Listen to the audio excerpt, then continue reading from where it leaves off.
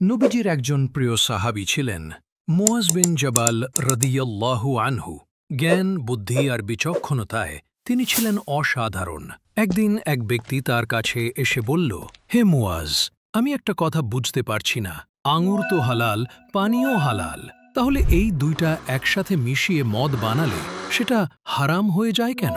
মুয়াজ রাদিয়াল্লাহু আনহু কিছুক্ষণ চুপ করে থাকলেন। তারপর তিনি মুচকি হেসে বললেন, আচ্ছা বলো ভাই, যদি আমি তোমার মুখে শুধু মাটি ছুঁড়ে মারি, তুমি কি ব্যথা পাবে? লোকটা বলল, না, ব্যথা পাবো না। আর যদি আমি তোমার মুখে শুধু পানি ছুঁড়ে দেই, তাতে কি ব্যথা পাবে? লোকটা হাসল, না, অবশ্যই না। তখন মুয়াজ রাদিয়াল্লাহু আনহু বললেন, এখন ধরো আমি মাটি আর পানি একসাথে মিশিয়ে একটা ইট বানালাম। তারপর সেই ইট দিয়ে যদি তোমার মাথায় আঘাত করি, তাহলে কেমন লাগবে? লোকটা বলল, তাহলে তো আমি অনেক ব্যথা পাব। মুয়াজ রাদিয়াল্লাহু আনহু এবার গভীরভাবে বললেন, তেমনিভাবে আঙুর আর পানি আলাদা অবস্থায় হালাল, কিন্তু যখন তুমি ওগুলো মিশিয়ে এমন কিছু বানাও যা মানুষকে নেশাগ্রস্ত করে, মানুষের বিবেক নষ্ট করে, তখন সেটা হারাম হয়ে যায়।